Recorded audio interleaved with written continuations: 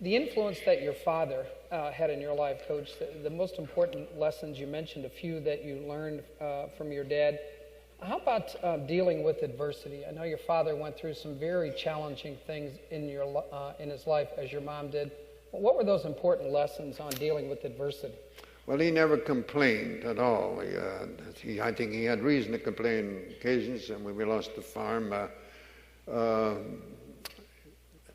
he didn't blame anybody, and I think somebody should have been blamed, and he just accepted the thing and wouldn't tolerate his sons being critical of other people. And we used to try to catch him, as you're getting older. We couldn't catch him, but we'd try. But he was a calming influence. He learned to accept things, and I think it was a great help to me without my realization when I eventually got into teaching sports.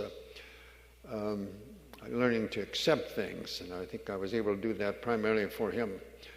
For example, my senior year in high school, we lost a championship game by 1 point, the very last, and I think everybody on our team cried, except me. I didn't cry.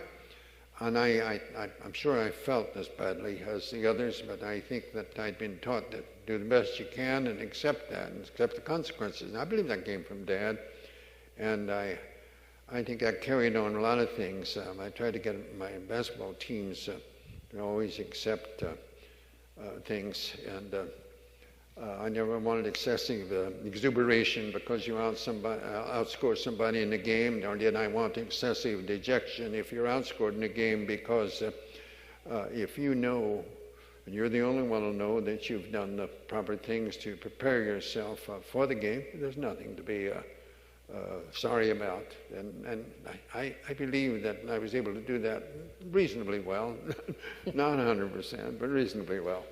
I'm imperfect,